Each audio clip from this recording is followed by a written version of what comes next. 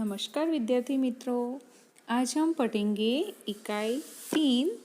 एक काव्य है मत बांटो इंसान को। इसके लेखक कवि है विनय महाजन। इस कविता में विनय महाजन ने मनुष्य को मिलजुल कर रहने की प्रेरणा दी है और मनुष्य को किसी भी भेदभाव में नहीं पड़ना चाहिए।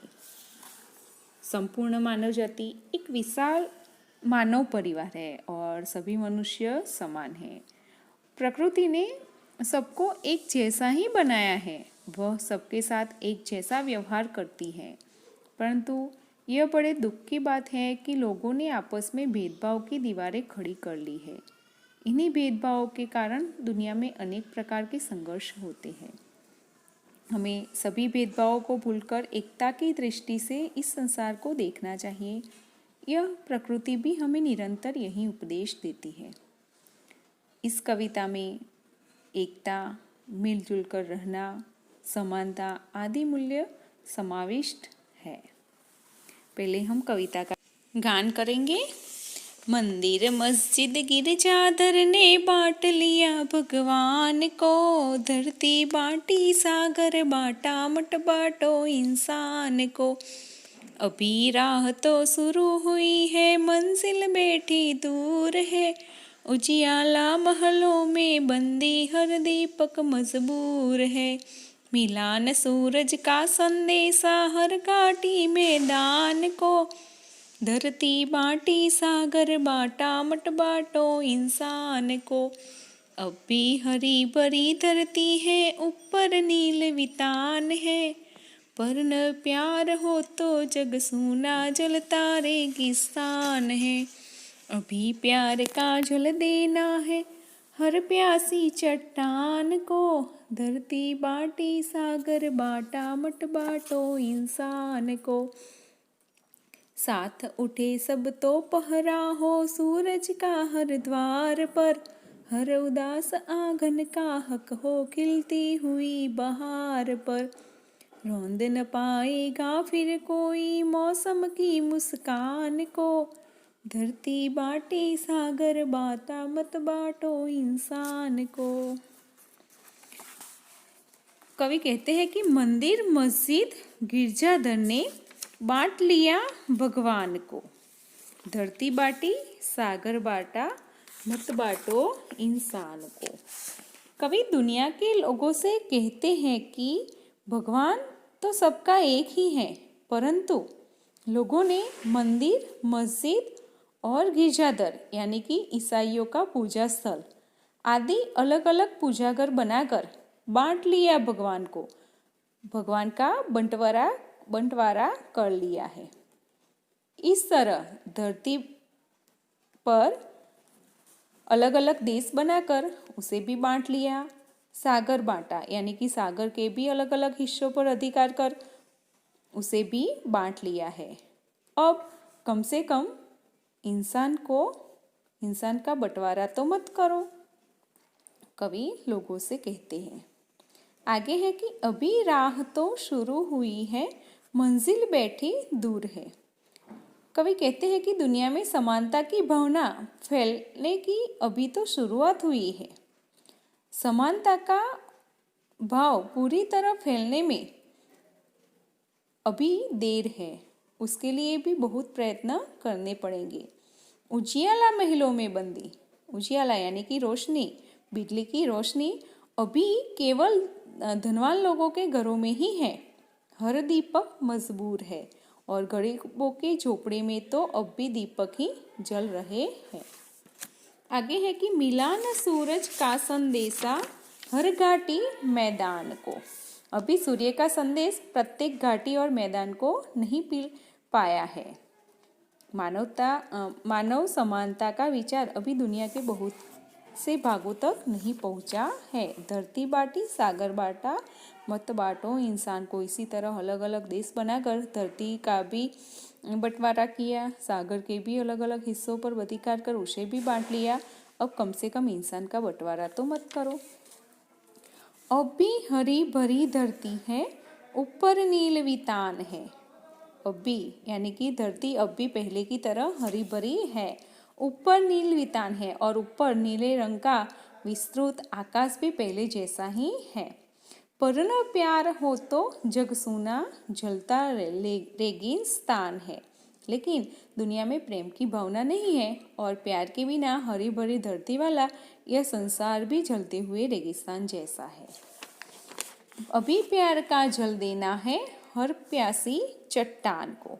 चट्टान यानी कि उसका अर्थ है कि वे लोग जो भेदभाव के जुल्म सहते सहते पत्थर जैसे कठोर हो गए हैं। तो हमें उन लोगों के साथ समानता का व्यवहार करना है।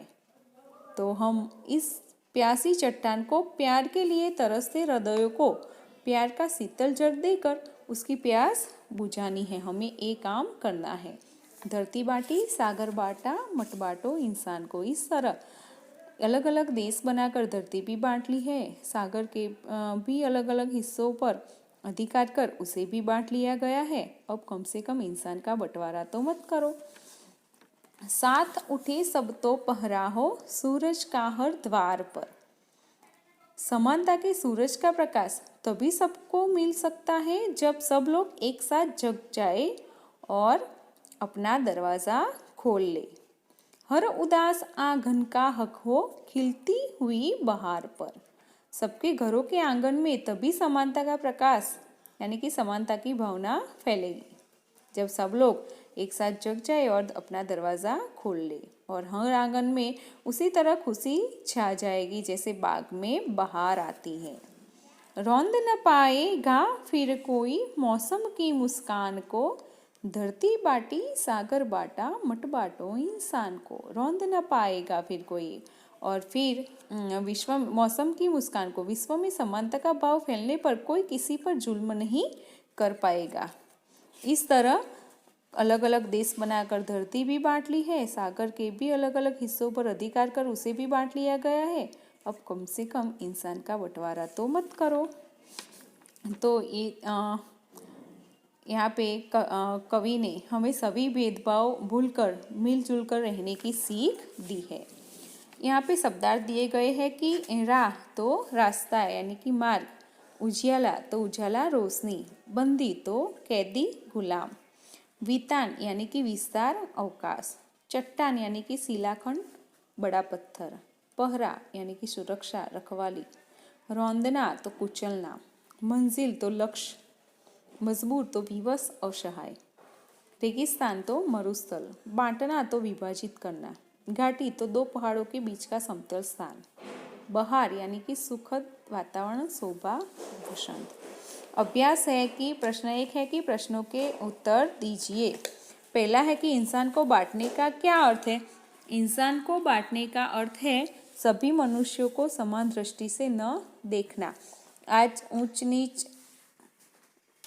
जाति पाति गोरा काला आदि भेद कर लोगों में अलगाव की भावना पैदा कर दी गई है।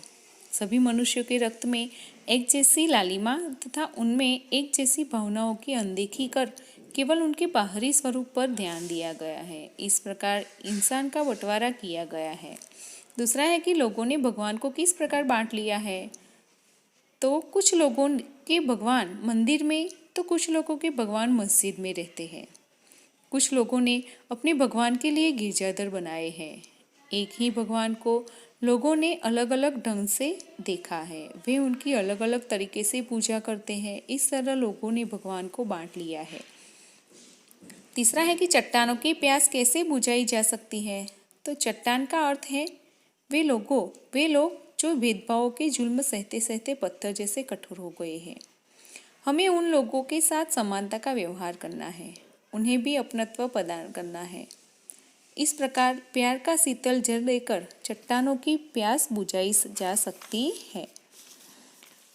दूसरा है प्रश्न कि इस काव्य को आरोह अवरोह के साथ गाइए। तो आपको इसका गान करना है। आगे है प्रश्न तीसरा है कि निम्नलिखित काव्य पंक्ति का भावार्थ बताइए।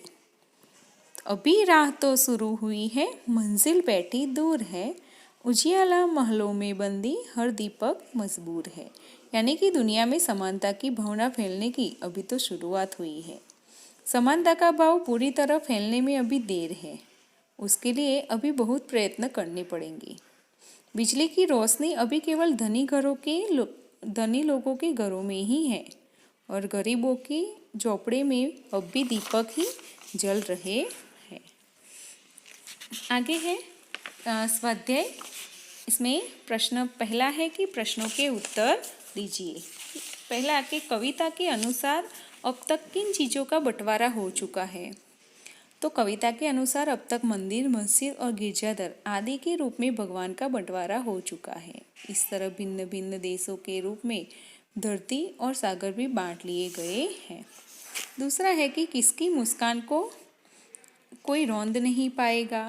तो सर्वत्र समानता का भाव फैलने पर लोगों में परस्पर अपनत्व की खुशी होगी। तब कोई किसी पर जुल्म कर उसकी मुस्कान को रोक नहीं पाएगा, अर्थात नष्ट नहीं कर सकेगा। तीसरा है कि हरी भरी धरती को कौन सी परिस्थितियां रेगिस्तान में बदल सकती है। तो वर्षा के लगातार अभाव और भूकंप के तेज झटके धरती की हरियाली नष्ट कर सकते हैं। प्रकृति के ये रौद्र रूप हरी भरी धरती को रेगिस्तान में बदल सकते हैं। चौथा है कि उजाले को बंदी बनाने का क्या अर्थ है। तो उजाले को बंदी बनाने का अर्थ है उसे अपने अधिकार में रखना। इसीलिए बिजली की रोशनी अभी धनवानों के घरों में ही दिखाई देती है, गरीबों की झोपड़ियों में नहीं। पांचवा है कि यह कविता हमें क्या संदेश देती है। तो यह कविता विश्व के लोगों को सभी तरह के भेदभाव भूलकर मेल मिलाप से रहने की सीख देती है। इस प्रकार यह हमें विश्व बंधुत्व का संदेश देती है। आगे है कि निम्नलिखित शब्दों को शब्दकोश के क्रम में लिखिए। प्यासी, आंगन, सागर, इंसान, वितान, ऊपर, रेगिस्तान, मंजिल, घाटी, गिरजाघर, मुस्कान, चट्टान, उदास और बंदी। इन शब्दों को शब्दकोश के क्रम में पहले आएगा कि आंगन, फिर इंसान, उदास, ऊपर, गिरजाघर, घाटी, चट्टान, प्यासी, बंदी, मंजिल, मुस्कान, रेगिस्तान, वितान और सागर। प्रश्न तीसरा है कि आज के इस आधुनिक परिवेश में संयुक्त परिवारों की जगह एकल परिवारों ने ले ली है। एकल परिवार के पक्ष विपक्ष पर कक्षा में चर्चा कीजिए। तो ये चर्चा करनी है। प्रश्न चौथा है कि अपूर्ण काव्य को पूर्ण कीजिए कि रात होने पर मैं निकलता, सबको देता हूँ शीतलता। मुझे देख सबके दिल बहलते, बच्चे मुझे पाने को मचलते। साथ सब कहते हैं मुझको मामा, हर बालक है मेरा भांजा, यो तो मैं तारों का राजा।